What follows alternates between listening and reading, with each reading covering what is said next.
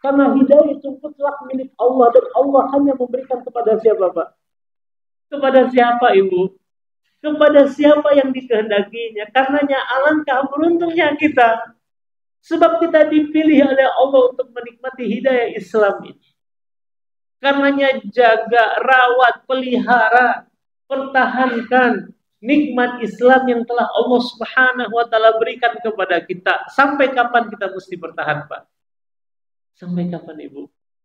Wala tamutunna illa wa antum muslimun. Sampai akhir itu. Assalamualaikum warahmatullahi wabarakatuh. Alhamdulillah hamdan katsiran tayyiban barakan fihi kama yuhibbu rabbuna wa yarda. Wa syukru lahu ala ma awla min ni'amin sabighatin wa asda. Ahmaduhu hamdan yaliku bi jalali wajhihil karim wa azimi sultanih. Ashhadu an la ilaha illallah wahdahu la syarika lah wa ashhadu anna Muhammadan abduhu wa rasuluh. Allahumma salli wa sallim wa barik ala nabiyyina Muhammadin wa ala alihi wa ashabihi wa man tabi'ahum bi ihsanin ila yaumiddin. Amma ba'd. يقول المولى عز وجل في كتابه الكريم أعوذ بالله من الشيطان الرجيم بسم الله الرحمن الرحيم قل بفضل الله ورحمته فبذلك فليفرحوا هو خير مما يجمعون صدق الله العظيم. Kaum muslimin dan muslimat rahimani wa rahimakumullah, kita patut berbahagia dan selayaknya kita berbahagia karena Allah Subhanahu wa taala yang memerintahkan kita untuk berbahagia. Sebab dalam surat Yunus di ayat yang ke-58 Allah Subhanahu wa taala berfirman, "Qul bi fadlillahi wa rahmatihi fabidzalika falyafrahu huwa khairum mimma yajma'un." Di dalam ayat ini Allah Subhanahu wa taala mengatakan fabidzalika falyafrahu. Maka dengan itulah hendaklah mereka berbahagia, kata Allah Subhanahu wa taala. Dalam ayat ini Allah Subhanahu wa taala perintahkan kita untuk berbahagia. Namun yang menjadi pertanyaan dasar kebahagiaan kita itu adalah apa? Dan di awal ayat Allah Subhanahu wa taala menyebutkan, "Qul," katakanlah. Siapa yang diperintahkan oleh Allah dalam ayat ini? Secara khusus ayat ini khitabnya, tujuannya disampaikan kepada Rasulullah sallallahu alaihi wasallam. Qul, katakanlah wahai Muhammad. Kepada siapa pesan ini disampaikan? Kepada umat, berarti kita di antaranya. Pesan apa yang disampaikan oleh Allah Subhanahu wa taala lewat lisan Rasulnya? Bi fadlillahi wa rahmatihi, dengan karunia Allah serta rahmat Allah. Fabidzalika falyafrahu, maka dengan itulah hendaklah mereka berbahagia. Karenanya menyadari akan hal ini, betapa banyaknya karunia Allah dalam kehidupan kita, betapa luasnya rahmat Allah Subhanahu wa taala, sungguh tidak ada alasan bagi kita untuk berkeluh kesah. Tidak ada alasan bagi kita untuk bersedih hati. Kalau kita menyadari akan banyaknya karunia Allah, luasnya rahmat Allah Subhanahu wa taala. Namun yang menjadi pertanyaan kita, apa yang dimaksud dengan fadlullah serta rahmat Allah dalam ayat ini? Apakah tentang semua karunia ternyata disampaikan dan dijelaskan oleh para ulama tafsir? Termasuk di antaranya adalah Ibnu Abbas radhiyallahu anhuma, di mana beliau adalah seorang sahabat Rasulullah yang mulia yang sekaligus juga merupakan sepupu Nabi Muhammad SAW, anak dari paman Rasul yang bernama Abbas bin Abdul Muttalib. Termasuk di antara paman Nabi Muhammad yang beriman dan masuk ke dalam agama Islam. Dan dia punya anak namanya Abdullah bin Abbas, namun selalu dipanggil dengan panggilan Ibnu Abbas. Nah, Abdullah bin Abbas ini usianya masih sangat belia, Tapi Allah Subhanahu wa taala sudah bukakan pemahaman agama yang sangat dalam kepadanya dan juga pemahaman terhadap Al-Qur'anul Karim, dan ini juga berkah dari doa Rasulullah sallallahu alaihi wasallam untuk Ibnu Abbas ini, karena Rasul pernah mendoakan Ibnu Abbas dengan kalimat Allahumma faqihhu fid din wa 'allimhu ta'wil. Ya Allah, pahamkan kepada dia. Maksudnya adalah Ibnu Abbas itu agama Islam ini, dan ajarkan kepadanya ta'wil. Ta'wil artinya tafsir. Karenanya ia dikenal sebagai seorang ahli tafsir dari kalangan sahabat Rasulullah SAW. Nah, Ibnu Abbas ketika menafsirkan ayat ini, fadlullah wa rahmatullah, yang dimaksud dengan karunia Allah dalam ayat ini adalah agama Islam. Berarti katakanlah wahai Muhammad, dengan agama Islam. Karenanya kita perlu sadari bahwa puncak dari semua karunia Allah kepada hamba-hambanya ketika Allah memberikan hidayah bagi kita untuk masuk Islam. Dan ini juga ditegaskan berdasarkan hadis Rasulullah Sallallahu Alaihi Wasallam. Tuba, kata Nabi. Hadis dari Imam At-Tirmidzi. Nabi menyebutkan, tuba, alangkah beruntungnya. Siapa yang beruntung? Apakah orang dengan harta yang banyak? Apakah orang dengan pangkat dan jabatan yang tinggi? Apakah orang dengan gelar yang panjang? Ternyata bukan. Karena dalam pandangan Rasulullah, keberuntungan itu adalah liman hudiya ila Islam. Bagi orang yang telah diberikan hidayah untuk masuk ke dalam agama Islam. Mengapa demikian? Karena ternyata tidak semua hamba menikmati hidayah Islam.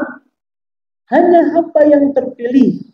Dan kita termasuk yang dipilih oleh Allah untuk menikmati hidayah Islam. Bahkan paman Rasul yang begitu sangat dicintai oleh Nabi, yaitu Abu Talib. Paman yang begitu sangat disayang oleh Rasulullah. Karena jasa Abu Talib amat sangatlah besar terhadap Nabi Muhammad SAW.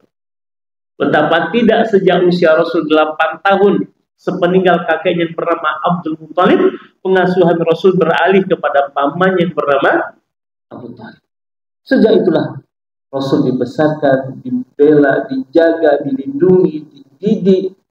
Bahkan ketika Nabi Muhammad telah diutus menjadi Nabi dan Rasul Allah, Abu Talib tampil menjadi tameng bagi Nabi Muhammad dari gangguan orang-orang Quraisy. Selagi Abu Talib hidup, tidak ada satupun dari bangsa Arab yang berani, jangankan menyakiti Nabi, menyentuh Rasul saja mereka tidak berani. Mengapa? Karena ada Abu Talib yang membayangi Rasulullah Sallallahu Alaihi Wasallam. Karena itu Rasul mencintai pamannya, menyayangi pamannya, dan bukti kecintaan Nabi Muhammad kepada pamannya, Rasulullah mendakwahi pamannya, mengajak pamannya. Untuk apa? Untuk sama-sama menikmati hidayah Islam. Karena itulah berkali-kali, berulang kali, berbagai macam cara, usaha, upaya dilakukan oleh Nabi Muhammad untuk mendakwahi pamannya. Bahkan di akhir kehidupan Abu Talib menjelang kematiannya, Rasul datang kepada pamannya, memaksimalkan usaha terbaiknya sebagai seorang manusia, mengajak pamannya, "Ai Abu, hai paman, qul la ilaha illallah." Katakan paman, la ilaha illallah. Kalimatan ahaju laka indallah yaumil qiyamah. Satu kalimat yang dengannya kelak aku akan berhujjah di hadapan Allah untuk menyelamatkan engkau. Tapi apa yang terjadi, Pak? Di saat yang sama ternyata di situ ada Abu Jahal, Abdullah bin Abi Umayyah datang kepada Abu Talib, juga membisiki Abu Talib dengan mengatakan, "Ya Abu Talib, atarqab am millati Abdul Muttalib." Wahai Abu Talib, apakah engkau hendak meninggalkan agamanya Abdul Muttalib? Berdoalah kepada Tuhan. Di saat kita sakarat, yang mendampingi kita adalah anak-anak yang saleh, keluarga yang saleh, tetangga yang saleh, saudara-saudara yang saleh. Yang membisiki kita lah ilaha. Ini Rasul Pak yang membisiki kita. Tapi ternyata apa yang terjadi? Ternyata kalimat terakhir yang keluar dari lisan Abu Talib, pernyataannya bertahan di atas agama nenek moyang, sehingga matilah dia dalam keadaan. Rasul bersedih, iya, tapi kesedihan Nabi Muhammad bukan semata-mata ditinggal wafat oleh pamannya, tapi yang membuat Rasul bersedih, Nabi Muhammad tidak berhasil mengajak pamannya untuk menjadi seorang Muslim. Itu yang membuat Nabi Muhammad amat sangat bersedih, Pak. paman yang begitu sangat dicintainya, paman yang begitu sangat disayangnya, tapi tidak berhasil diajak oleh Rasul untuk menikmati hidayah Islam. Dan ternyata dalam hal ini Allah ingin mengajarkan satu pelajaran penting kepada Rasul dan kita semua. Tentang apa? Tentang sesuatu yang paling berharga dalam hidup kita. Ternyata bukan uang, bukan pangkat, bukan jabatan. Tapi Allah tegaskan dalam sebuah ayat kepada Nabi, innaka la tahdi man ahbabta, walakinnallaha yahdi man yasha. Sesungguhnya engkau, wahai Muhammad, tidak bisa memberikan hidayah bahkan kepada paman yang kau cintai sekalipun. Karena hidayah itu mutlak milik Allah, dan Allah hanya memberikan kepada siapa, Pak? Kepada siapa, Ibu? Kepada siapa yang dikehendakinya. Karenanya alangkah beruntungnya kita, sebab kita dipilih oleh Allah untuk menikmati hidayah Islam ini. Karenanya jaga, rawat, pelihara, pertahankan nikmat Islam yang telah Allah Subhanahu wa taala berikan kepada kita. Sampai kapan kita mesti bertahan, Pak? Sampai kapan, Ibu? Wala tamutunna illa wa antum muslimun. Sampai akhir hidup. Dan itulah yang sedang kita upayakan saat ini. Menjaga, merawat iman kita, anak keturunan kita. Nabi Yakub alaihissalam saja seorang Nabi Allah. Anak-anaknya ada di antaranya juga menjadi Nabi Allah. Tapi lihat kekhawatirannya menjelang ia meninggal dunia. Apa kata beliau? Allah berfirman dalam surah Al-Baqarah. Apa kata Allah Azza wa Jalla? Am kuntum syuhada. Tidakkah kalian memperhatikan kata Allah? Tidakkah kalian menyaksikan? Idhabara Ya'qub al-maut. Tatkala datang kepada Ya'qub al-maut, kematian, menjelang akhir daripada kehidupannya. Di saat dia sakaratul maut, idh qala li bani, tatkala ia berkata kepada anak keturunannya, apa yang beliau khawatirkan kepada anak-anaknya? Apakah tentang harta warisan yang ingin dia wariskan, Pak? Apakah tentang peninggalan yang ia tinggalkan, Ibu? Bukan, Bapak Ibu sekalian. Yang beliau khawatirkan di akhir hidupnya kepada anak-anaknya adalah mata buduna min ba'di. Apa yang akan kalian sembah setelah kematianku, kata dia. Beliau tidak mengkhawatirkan tentang harta warisan, Pak. Tapi yang beliau khawatirkan adalah iman anak-anaknya setelah dia meninggal dunia. Dan lihat jawaban dari anak-anak Nabi Yakub, qalu na'budu ilahaka wa ilaha abaika Ibrahim wa Ismail wa Ishaq ilaha wahida wa nahnu lahu muslimun. Ayah, tenang, kami tetap akan menyembah Tuhan, kata anak-anak. Dan Tuhan daripada bapak-bapakmu yaitu Ibrahim, Ismail, Ishaq, ilaha wahida, ilah yang satu, dan hanya kepada Allah kami muslim. Ini menunjukkan bahwa satu-satunya agama yang diturunkan oleh Allah di atas muka bumi ini kepada hamba-hambanya hanyalah agama Islam. Ini pernyataan anak-anak Nabi Yakub, wa nahnu lahu muslimun, dan hanya kepada Allah kami berserah diri. Islam, Bapak Ibu. Inna dina indallahi al-Islam. Hanya ada satu agama. Hanya ada satu agama yang Allah turunkan, yaitu agama Islam. Dan ini pernyataan para nabi dan rasul yang lainnya. Sebagaimana Nabi Nuh, wa umirtu an akuna minal muslimin, dan aku diperintahkan untuk menjadi seorang muslim, kata Nabi Nuh. Pernyataan Ratu Saba, wa aslamtu ma'a Rabbi Sulaiman, dan aku berserah diri dengan Rabbnya Sulaiman. Jadi satu-satunya agama hanya agama Islam. Dan kita mewarisi itu. Dan kita kemudian mendapatkan nikmat itu. Apa nggak beruntung kita, Pak? Amat sangat beruntung. Karenanya kalau ibu menyadari akan nikmat Islam ini, sudah masalah yang lain menjadi kecil, Bu. Karena kita sudah mendapatkan karunia yang begitu sangat agung dalam kehidupan kita, itu Islam. Dan yang kedua, kata Allah Azza wa Jalla dalam ayat ini, kul bi fadlillahi wa rahmati. Katakanlah wahai Muhammad dengan karunia Allah. Tadi makna karunia Allah di sini apa, Pak? Agama Islam. Wa rahmatuhu, dan rahmat Allah. Apa yang disebut dengan rahmat Allah dalam ayat ini? Ibnu Abbas menerangkan, yang disebut dengan rahmat Allah dalam ayat ini adalah Nabi kita Muhammad sallallahu alaihi wasallam. Dan Allah juga menegaskan hal ini dalam ayat yang lain. Wa ma arsalnaka illa rahmatan. Dan tidaklah kami mengutus engkau wahai Muhammad kecuali sebagai rahmat untuk sekalian alam. Lihat Pak, kita ditakdirkan oleh Allah menjadi seorang muslim. Juga kita ditakdirkan oleh Allah untuk menjadi umatnya Rasulullah. Umat yang diistimewakan karena keistimewaan Nabi kita. Umat yang dispesialkan karena spesialnya Nabi kita. Bahkan para Nabi dan Rasul Allah belum lagi lahir Nabi Muhammad Pak. Tapi pembicaraan tentang Nabi Muhammad telah disampaikan oleh Allah kepada para Nabi dan Rasul Nabi Muhammad alaihissalam. Sejak Nabi Adam. Jangankan dari Nabi Adam ke Nabi Muhammad. Dari Nabi Isa ke Nabi Muhammad saja berapa rentang tahunnya Bapak Ibu Ustaz? Berapa jarak rentang tahun antara Nabi Isa dengan Nabi Muhammad? Berapa Pak? 500 tahunan Bapak Ibu Ustaz. Bayangkan. 500 tahun sebelum Nabi Muhammad lahir saja itu sudah Allah Subhanahu wa taala menyebutkan di dalam kitab Injil, bahkan dalam kitab Taurat. Kata Allah dalam surah Al-Baqarah, "Alladzina atainahumul kitaba ya'rifunahu kama ya'rifuna abna'ahum." Orang-orang yang telah kami berikan kepada mereka Alkitab. Maksudnya apa? Taurat dan Injil yang Allah turunkan kepada Bani Israel. Ya'rifunahu, mereka mengenali Nabi. Belum lagi hadir nih Bapak Ibu sekalian.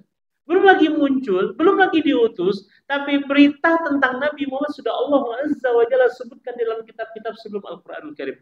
Sehingga kata Allah, ya'rifunahu, mereka mengenali Nabi. Kama ya'rifuna abna'ahum, seperti mereka mengenali anak-anak mereka, kata Allah Azza wa Jalla. Jadi standarnya kita sebagai umat Rasul, kenalnya kita kepada Nabi Muhammad seperti kenalnya kita dengan anak-anak kita. Nah pertanyaannya, sudahkah kita mengenal Nabi seperti kita mengenali anak-anak kita? Ibu, anak-anak kita, nih tutup mata kita sekali, lalu dijejerin 20 orang anak di depan kita. Lalu kemudian kita disuruh pilih yang mana anak kita. Dari baunya saja kita sudah tahu, oh ini anak saya. Saking kenalnya kita dengan anak-anak kita. Kan begitu Pak. Nah sekarang terhadap Nabi Muhammad yang kita mengaku sebagai umatnya, yang kita mengaku sebagai bagian daripada umatnya Rasul, yang katanya mencintai Nabi, yang katanya mengaku mendambakan syafaat Rasulullah di hari kiamat nanti. Sudahkah kita mengenal Nabi seperti kita mengenali anak kita? Ini pertanyaan yang perlu kita tanyakan kepada diri kita. Kalau begitu bohong kita mengaku cinta kepada Nabi kalau kita tidak kenal dengan Nabi kita Muhammad alaihi wasallam. Karena hanya belajar tentang sirah Nabi Muhammad ini di setiap hari dalam kehidupan kita. Mesti bertambah pemahaman kita, pengetahuan kita terhadap ajaran, terhadap kehidupan yang telah dicontohkan Rasul. Karena bagaimana mungkin kita akan mengarahkan kehidupan kita seperti kehidupan yang dicontohkan oleh Nabi? Kalau kita tidak mengenal Nabi kita Muhammad alaihi wasallam, dengan kita mengenali Nabi, jadi kita mengetahui kemana akan kita arahkan kehidupan ini. Kalaupun ya, kita akui, sekalipun kita akui bahwa kita tidak akan pernah bisa sampai pada derajat kesempurnaan yang dimiliki oleh Rasul. Paling tidak berusaha untuk mendekatinya saja. Dalam sebuah hadis Rasul pernah mengatakan begini, saddidu wa qaribu. Mas Wandi pernah manah ya? Pernah ya? Manah biasanya pertama kali kita mau manah, mau apa dulu yang kita tentukan Pak? Targetnya. Ya. Mau kemana diarahkan di anak panah. Ya, kan begitu. Setelah kita menentukan target, biasanya kita akan membidiknya. Ya. Kemana kita akan membidik ke target itu? Kalau kita sudah membidik target itu, maka kalaupun kita lepaskan anak panah itu, kalaupun tidak mengena sasaran, paling tidak apa-apa mendekati sasaran. Nah inilah makna hadis Rasul saddidu, bidiklah kata Nabi. Wa qaribu, kalaupun tidak kena sasaran, paling tidak mendekati sasaran. Jadi dengan kita mengetahui kemana kita akan mengarahkan tujuan hidup kita ini, yaitu kepada kehidupan yang telah dicontohkan oleh Rasul. Kalaupun tidak 100% seperti yang kemudian dimiliki oleh Rasulullah SAW, paling tidak mendekatinya saja kita masih jauh, apalagi kena sasaran. Tapi yang Allah lihat dari kita adalah kesungguhan kita. Walladzina jahadu fina lanahdiyannahum subula. Yang Allah lihat adalah kesungguhan kita. Kesungguhan. Berusaha untuk mendekatkan kehidupan kita seperti kehidupan yang contohkan oleh Rasulullah. Karena itulah di majelis ini kita kembali duduk bersama untuk membahas sirah Nabi Muhammad sallallahu alaihi wasallam. Jadi tadi masih muqaddimah Ustaz ingat. Baik, kita masuk ke pembahasan intinya. Dalam pertemuan yang lalu kita telah sampai pada pembahasan betapa di waktu subuh Rasul seperti kita saat ini banyak hal yang dilakukan Nabi dengan para sahabat. Dan zikir, doa, Rasul juga mengadakan majelis ilmu dengan memberikan nasihat. Nasihatnya tidak panjang-panjang, sedikit, singkat, tapi menghimpun banyak. Nah, dalam momen di waktu subuh seperti ini Rasul juga bertanya kabar para sahabat, gimana kabarnya? Ada yang sakit tidak di antara kalian? Ada yang meninggal tidak di antara kalian? Ternyata kemarin kita mendapati ada seorang wanita berkebangsaan kulit hitam yang biasa membersihkan masjid tidak terlihat oleh Rasul. Rasul bertanya, kemana fulana? Matat. Para sahabat mengatakan dia sudah meninggal dunia. Kata Rasul, afala adantumuni, kenapa kalian tidak mengabarkan kepadaku? Wanita ini meninggalnya malam, wahai Nabi. Dan kami menguburkannya dan kami khawatir ya, mengganggu waktu istirahat. Kata Rasul, dulluni ala qabriha, tunjukkan kepadaku di mana kuburannya. Rasul kemudian menghampirinya, bahkan salat dan mendoakan wanita tersebut ya sebagai bentuk penghormatan, penghargaan Rasul kepada yang sahabiah, walaupun dia hanya seorang yang tukang bersih Masjid Nabawi, masya Allah. Ya. Nabi Muhammad juga bertanya tentang apa, Pak? Tentang mimpi para sahabat. Man ra'a minkum ru'ya falyakussuha a'burha lahu. Siapa di antara kalian yang tadi malam bermimpi, sini ceritakan kepadaku. Aku akan takbir mimpinya, takwil mimpinya, tafsir mimpi. Ya. Jadi Nabi Muhammad bertanya tentang mimpinya para sahabat. Fayakussuna alaihi ru'ahu. Dan mereka menceritakan kepada Rasul mimpi-mimpi mereka. Fayahburuha lahum. Dan Rasul mentakbirnya untuk para sahabat tersebut. Aw yaqulu lahum masyaallahu an yaqul. Atau paling tidak menghiburnya. Ya. Karena ada di antara para sahabat gara-gara mimpi ini, Pak, itu nggak bisa tidur. Nggak bisa tidur lagi. Bahkan sampai sakit ini sebagai mana seorang sahabat Rasulullah sallallahu alaihi wasallam. Fahada rajulun yaqul, ada seorang di antara sahabat mengatakan, "Ya Rasulullah, ra'aitu fil manami ka'anna ra'si quti'a." Wahai Rasul, aku melihat dalam mimpiku seakan-akan kepalaku ini quti'a, dipenggal wahai Nabi. Ya. Fadhahikan Nabi. Lalu Nabi Muhammad sallallahu alaihi wasallam yang tertawa mendengar mimpi sahabat ini, Pak. Ya. Lalu Rasul mengatakan, idza laima syaitan. Jadi hakikatnya mimpi buruk itu datangnya dari siapa, Pak? Syaitan. Jadi kata Nabi, idza laima syaitan bi ahadikum fi manam. Jika salah seorang di antara kalian dirayu atau diganggu oleh syaitan di dalam mimpinya, fala yuhaddits bihi nasu. Hati-hati bercerita dengan manusia, kata Rasul. Jadi karena yang kalau kita mimpi buruk, Pak, jangan sembarangan cerita kepada orang. Kalaupun kita ingin menceritakan mimpi buruk kita ini kepada orang, pastikan orang tersebut bawaannya positif. Karena kalau tidak hanya nambah kekhawatiran kita, Pak. Kalau Rasulullah positif aja bawaannya, Pak. Ya kan? Justru Nabi Muhammad mimpi seperti itu dibawa tersenyum saja oleh Rasulullah sallallahu alaihi wasallam. Ada di antara sahabat mengatakan begini, laqad kuntu ar-ru'ya fatamriduni. Wahai Rasul, aku bermimpi yang membuat aku menjadi sakit nih gara-gara mimpi. Karena kepikiran, Pak. Karena mimpi tersebut sakit, fatamriduni, membuat aku sakit katanya. Hatta sami'tu an-nabiyya sallallahu alaihi wasallam yaqul, hingga atau sampai aku mendengar Rasulullah SAW bersabda. Jadi yang membuat dia hanya sehat karena sabda Nabi Muhammad ini, karena hadis Nabi Muhammad ini. Apa kata Rasul? Ar-ru'ya al-hasanatu minallah. Mimpi yang baik itu datangnya dari Allah Subhanahu wa taala. Fa idza ra'a ahadukum ma yuhibbu fala yuhaddits bihi illa man yuhibbu. Kalau kalian bermimpi, mimpi itu kalian senangi, kalian sukai, maka jangan ceritakan mimpimu itu kecuali hanya kepada orang yang memang punya bawaannya positif kepada kita. Tapi kalau orangnya dengki, itu pasti tanggapannya juga negatif, Pak. Kita sudah mimpi baik, misalkan kita ceritakan, karena orangnya dengki, justru dia bercerita tentang sesuatu yang itu nggak ada. Itu kebalikannya tuh biasanya tuh gitu kan. Ya kalau orangnya dengki, Pak. Makanya kalau kita mimpi jangan sembarangan cerita ke orang lain. Ya kalau tidak ingin jadi masalah. Nah, sebaliknya wa idza ra'a ma yakrahu falyata'awwad billahi min syarriha. Kalau kalian bermimpi buruk kata Nabi Muhammad, maka satu beristi'adzah. Apa isti'adzah? Apa itu isti'adzah? Kalau istighfar, astagfirullah.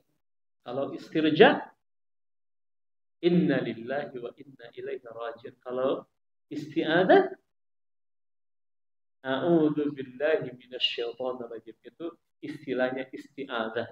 Kalau istighfar, astagfirullah. Kalau istirja, inna lillahi wa inna ilaihi raji'un. Kalau isti'adzah, a'udzu billahi minasyaitonir rajim. Jadi kata Rasul, kalau kalian mimpi buruk, mimpi sesuatu yang tidak kalian sukai, maka bersegeralah beristi'adzah. Ya, minta perlindungan kepada Allah dari keburukan mimpi tersebut. Wa min syarri syaitan, dan dari keburukan syaitan. Wal yanfil thalathan, dan hendaklah ia meludah sebanyak 3 kali ke arah kirinya. Tapi lihat-lihat juga ya Pak ya. Nanti muka istri pula yang kena. Ya, tengok-tengok juga di sebelah kiri kita ada siapa. Wala yuhaddits biha ahadun. Dan jangan cerita ke siapapun kata Rasulullah. Kalau mimpi buruk nggak usah cerita-ceritakan. Kecuali kepada orang yang kita yakini, dia hanya akan memberikan ketenangan ke dalam hati kita, Pak. Tapi kalau bawaannya dengki, nggak usah cerita ya, Pak ya. Fa innaha lan tadurruhu, karena sesungguhnya mimpi buruk itu tidak akan mencelakainya kata Rasulullah. Jadi inilah yang membuat sahabat ini hanya menjadi tenang, Pak. Ya, gara-gara mimpi buruk ini dia sakit, tapi ketika Rasul mengatakan fa innaha lan tadurruhu, ya bahwasanya mimpi buruk itu tidak akan mencelakai dia, baru kemudian sahabat ini tenang, Pak. Dia dari sakitnya gara-gara mimpi tersebut. Nah, sekarang kita lihat apa ya mimpi para sahabat. Mimpi kita itu menggambarkan isi kepala kita, Pak. Apa yang kita pikirkan biasanya kebawa ke alam mimpi kita. Dan dahsyatnya mimpi para sahabat, Allah, beda dengan mimpi kita. Jadi suatu ketika Nabi Muhammad mengatakan, adakah di antara kalian yang tadi malam bermimpi? Sini, ceritakan kepadaku, apa kan takbir mimpinya. Nah, seorang sahabat namanya Abdullah bin Salam radhiyallahu anhu. Abdullah bin Salam ini awalnya dia adalah seorang pemuka Yahudi yang mendapatkan hidayah lalu masuk Islam. Masya Allah. Jadi tidak semua orang Yahudi yang kemudian menolak agama Islam. Ada di antara orang Yahudi yang kemudian masuk Islam. Termasuk adalah Abdullah bin Salam. Bahkan dia termasuk di antara sahabat yang Rasul katakan dia penghuni surga. Gara-gara apa? Gara-gara Abdullah bin Salam ini punya hati yang begitu sangat bersih. Tidak ada kedengkian di hatinya terhadap nikmat yang Allah berikan kepada orang lain. Yang kedua, dia selalu memaafkan orang lain setiap dia akan tidur. Jadi menjelang matanya terpejam, dia maafkan semua kesalahan orang-orang yang menyakitinya hari itu. Sehingga dia tidur dengan tenang, tentram, damai, bahagia. Kenapa? Karena tidak ada kekesalan di dalam hatinya terhadap saudara. Sehingga Rasul mengatakan tuh, penghuni surga. Tuh, ahli surga. Sampai 3 kali Rasul mengatakan Abdullah bin Salam ini penghuni surga. Nah, suatu hari Abdullah bin Salam ini bercerita kepada Rasul tentang apa? Tentang mimpi. Qala, apa kata Abdullah bin Salam? Ra'aitu ru'ya ala ahli Nabi sallallahu alaihi wasallam faqasastuha alaihi. Ya, suatu hari aku pernah bermimpi di masa Nabi Muhammad masih hidup. Lalu aku ceritakan mimpiku tersebut kepadanya. Wa ra'aitu ka'anni fi rawdah. Dalam mimpiku itu aku seakan-akan tengah berada di raudhah. Raudhah itu apa, Pak? Taman. Ya. Raudhah, taman. Jadi dalam mimpiku itu aku merasa seakan-akan tengah berada di taman. Ya, dzakara min sa'atiha wa khudratiha. Kenapa dia katakan taman? Ya, karena saking luasnya dan hijaunya ya taman tersebut. Ya, dalam mimpinya itu dia melihat sesuatu yang sangat luas dan hijau, karena itu dia mengatakan ka'anni fi raudhah, seakan-akan aku tengah berada di taman. Wastuha, di tengah taman itu kata beliau, amudun min hadidin. Terdapat amud. Apa itu amud? As-salatu imaduddin. Apa imad? Salat itu adalah tiang agama. Nah, bahasa lain atau kata lain dari kata imad itu amud. Artinya tiang. Di tengah-tengah taman itu ada amud tiang min hadidin yang terbuat dari besi. Di taman yang sangat luas, hijau, namun di tengah-tengahnya ada tiang ya yang terbuat dari besi. Asfaluhu fil ardh.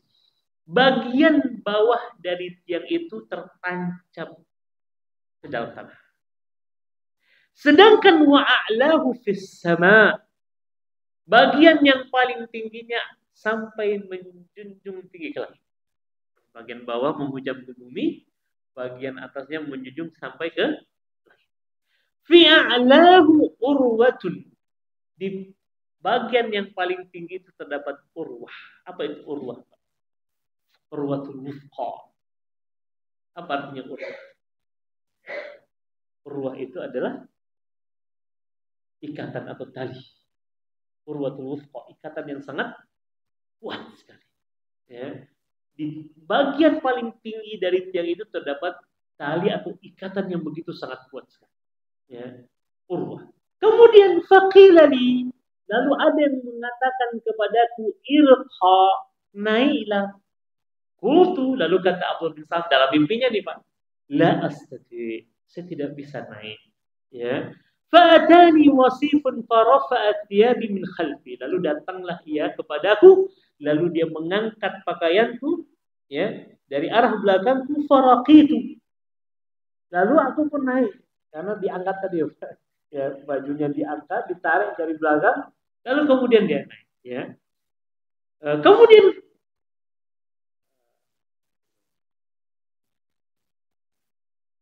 faraqitu hatta kuntu fi ala, hingga akhirnya Abdullah bin Salam dalam mimpi jadi sampai ke puncak dari tiang itu.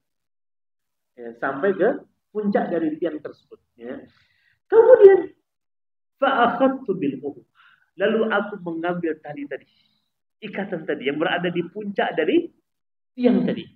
Faqila lahu, lalu dikatakan kepadanya, istamsik bil urwah, peganglah ikatan itu, peganglah tali itu dengan kuat-kuat. Lalu aku pun bangun dari tidurku, wa innaha lafiyadi, dan tali itu ada dalam tanganku. Tali itu ada dalam tanganku. Faqasustuha 'ala Nabi sallallahu alaihi wasallam. Lalu aku ceritakan kepada Nabi Muhammad sallallahu alaihi wasallam. Lalu Nabi Muhammad menafsirkan mimpi Abdullah bin Salam. Apa kata Nabi Muhammad? Qala tilka raudhah. Taman yang kau lihat yang begitu sangat luas, yang begitu sangat hijau itu hakikatnya adalah agama Islam. Jadi Islam ini ya adalah agama yang begitu sangat luas jangkauannya. Bukan hanya tentang akidah, bukan hanya tentang ibadah, tapi di situ juga ada akhlak, ada muamalah. Dan Islam ini merupakan apa? Sistem kehidupan kita dari bangun tidur sampai tidur lagi. Jadi taman itu adalah Islam. Wadzalikal amudu amudul Islam. Adapun tiangnya yang engkau lihat itu adalah tiangnya Islam, dan tiangnya Islam apa, Pak? Jadi kalau kita ingin naik, Pak, memang salat inilah yang menaikkan diri kita untuk ya, untuk kemudian berjumpa dengan Allah Azza wa Jalla. Wa tilkar urwah, adapun ikatan yang engkau pegang itu adalah urwatul, itu ikatan daripada Islam. Ikatan Islam itu apa? Akidah. Keyakinan kita, iman kita kepada Allah Azza wa Jalla. Fa'anta 'alal Islam hatta al-maut, karena engkau akan selalu berada dalam keislaman hingga engkau mati insyaallah. Itu tafsir Nabi Muhammad terhadap mimpinya Abdullah bin Salam. Dan benar saja Pak, Abdullah bin Salam setelah Nabi Muhammad meninggal dunia, yang awalnya adalah habaron Yahudi, yang seorang pendeta Yahudi, Fa'aslama, lalu dia masuk Islam. Setelah Nabi Muhammad wafat, dia masih hidup sekitar 35 tahun setelah Rasul meninggal dunia. Ya. Dan di situ Nabi Muhammad juga telah memberikan isyarat setelah Rasul meninggal dunia akan banyak peristiwa yang terjadi. Termasuk diantaranya akan banyak yang murtad. Ya, setelah Rasul meninggal dunia, Pak, salah satu persoalan yang dihadapi oleh Abu Bakar itu apa? Banyaknya yang murtad setelah Nabi Muhammad meninggal dunia. Ya. Dan Abu Bakar kemudian memerangi orang-orang yang murtad.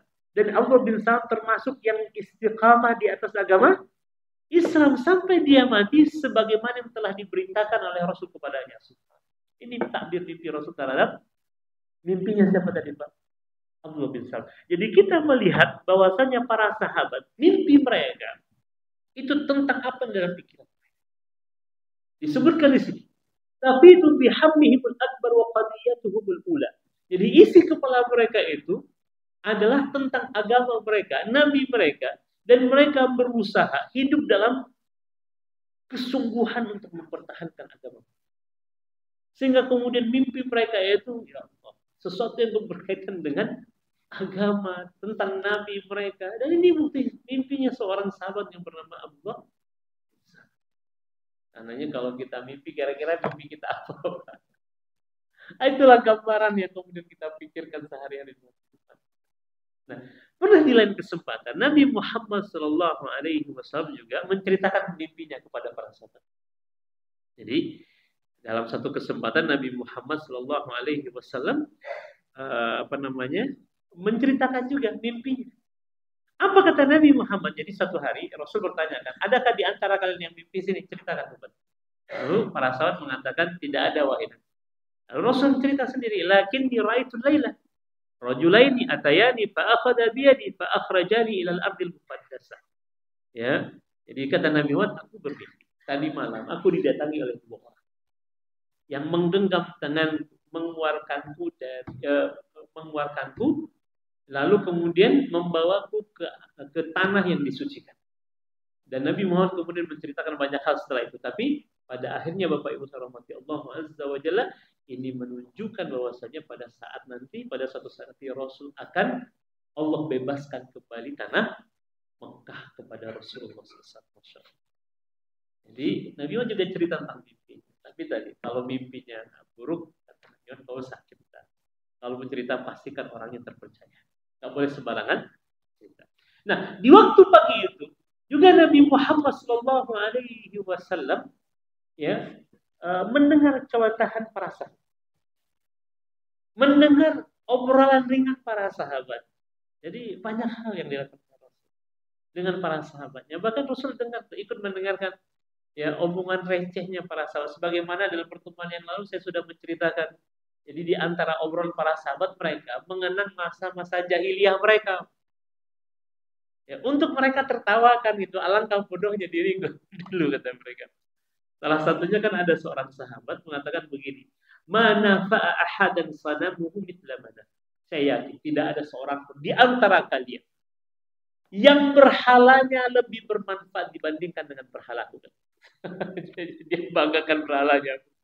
Kata sahabat ini, saya yakin tidak ada seorang pun di antara kalian yang berhalanya di waktu jahiliyah yang lebih bermanfaat dibandingkan dengan berhala. Heran para sahabat. Kata sahabat yang lain, kaifahada, gimana ceritanya berhala bermanfaat begitu? Yang namanya bermanfaat, yang namanya berhala. Tidak ada manfaatnya. Kata sahabat ini, tidak ada seorang pun di antara kalian yang berhalanya itu bermanfaat bagi kita. Ya. Kata sahabat ini, salatuhu minal haisi. Aku membuat berhala itu dari bahan makanan, kata dia. Jadi dia buat berhala dari bahan makanan. Faja'al qahtu, lalu datang musim paceklik. Fakuntu akuluhu yawman fayawman. Dan ketika musim paceklik itu aku makan sedikit demi sedikit berhalaku itu, kata dia. Jadi dia makan berhalanya, Pak. Karena dia tidak ada seorang pun di antara kalian yang berhalanya lebih bermanfaat dibandingkan dengan berhala. Atau sahabat yang lain, gimana ceritanya berhala bermanfaat? Iya, karena aku membuat berhalaku itu dari bahan makanan. Jadi ketika musim paceklik datang, bahan makanan nggak ada, Pak. Lalu dia makan dari mana? Dari berhala yang dia buat itu. Jadi mereka bercerita tentang kebodohan-kebodohan mereka. Nah, di lain kesempatan ada seorang sahabat berkata begini, Ra'aitu sa'dabaini ja. Aku satu hari pernah melihat ada dua serigala datang. Wa sa'ida fawqa ra'si sanami. Lalu dua serigala ini naik ke atas kepala berhalaku. Wa bana alaihi. Lalu kencing di atas itu. Jadi dua serigala ini naik ke atas di atas berhalanya. Lalu kencing di atas kepala berhalanya. Fakultu. Lalu aku berkata, Aruku yabul sa'labani bira'asi. Laqad dalla min balat alaihi ta'arif fajituka ya Rasulullah wa aslam. Ya Rasulullah, kata dia. Aku tidak menyangka ternyata berhala yang selama ini aku sembah itu bisa dinaiki oleh dua serigala lalu mereka mengencinginya dan menghinakannya. Karena itulah aku datang kepada wahai Nabi. Lalu aku masuk Islam, katanya. Subhanallah.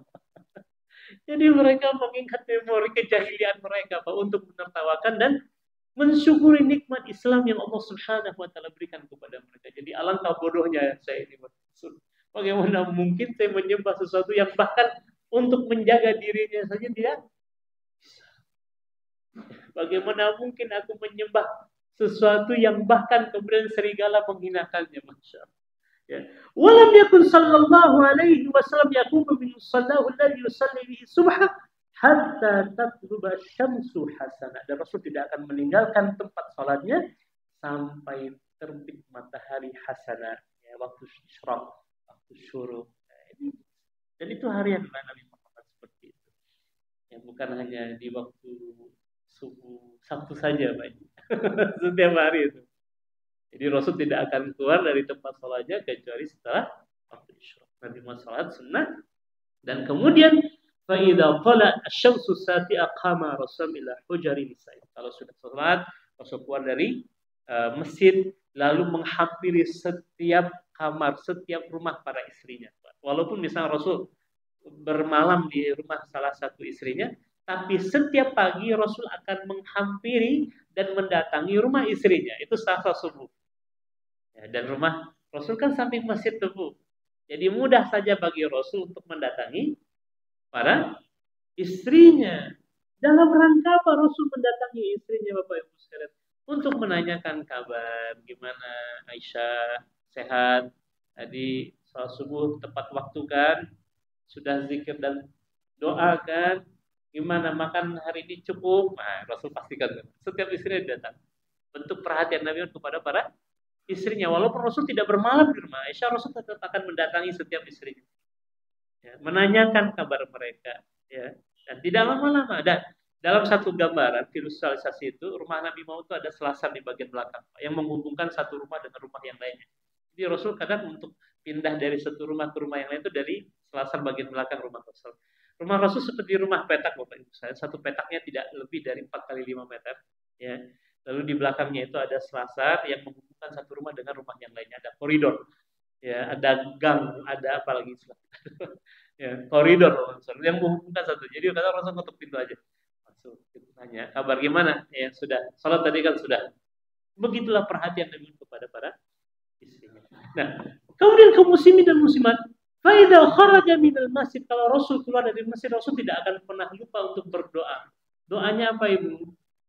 Doa keluar masjid apa, Ibu? Allah naftahli abwaba. Itu sesingkat-singkat doa yang lain. Ada redaksi yang lainnya. Rasul juga berdoa dengan doa. Bismillahirrahmanirrahim. Wassalamu ala Rasulillah. Allahumma ighfirli dzunubi waftahli abwaba rahmat. Jadi ternyata Allah maftahli abwaba rahmatika ini termasuk redaksi bagian akhir dari doa itu. Dan kita biasanya doa di situ saja, Pak. Tapi Rasul biasa bismillahirrahmanirrahim.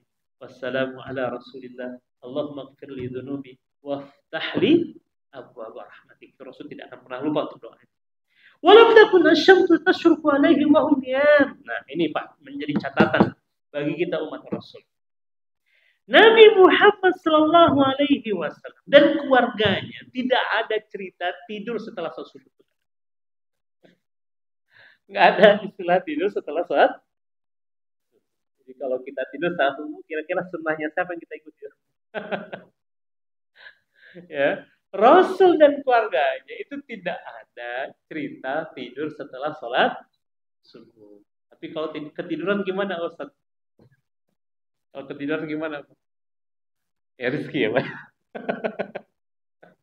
Habis sekarang Pak, kalau Bapak ya ke Arab, terutama di musim panas, coba kita keluar ke daerah pemukiman itu, kita akan melihat pemandangan yang begitu sangat sepi, seakan-akan kota itu sedang mati.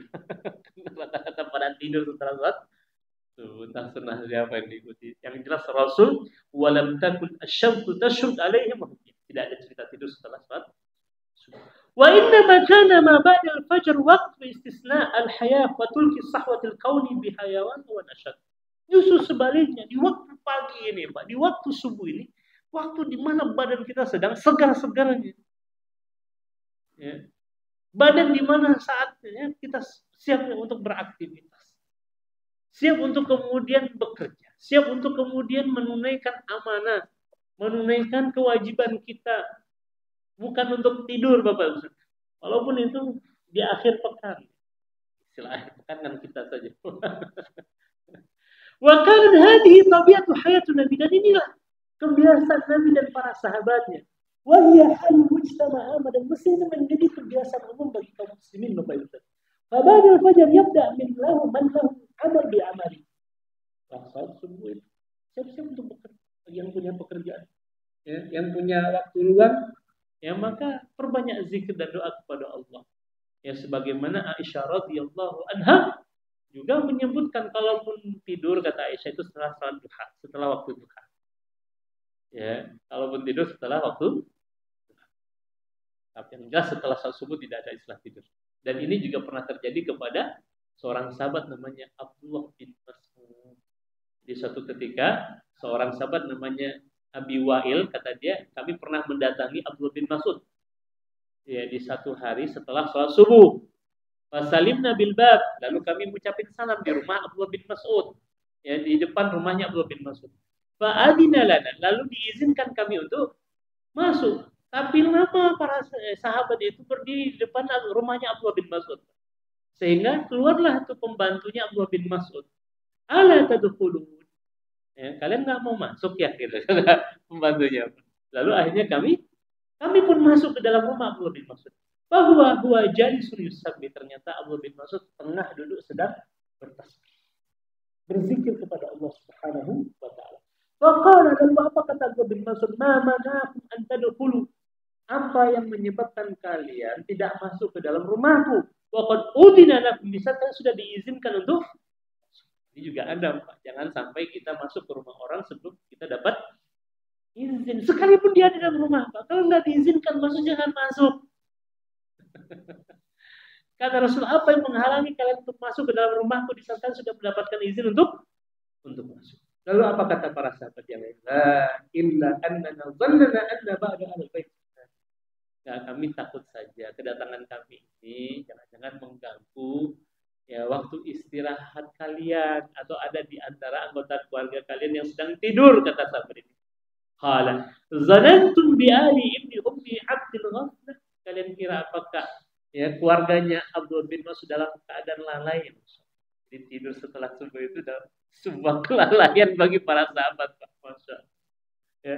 Apakah kalian mengira keluarganya Abdullah bin Mas'ud ini dalam kelalaian? Waqala summa akbala yusabbi hatta dhanna anna syamsa qad talat. Ya, dan setelah itu Abdullah bin Mas'ud tetap melanjutkan zikirnya sampai matahari terbit. Jadi nggak ada cerita tidur setelah subuh. Walaupun ada ketiduran kalian dari rezeki.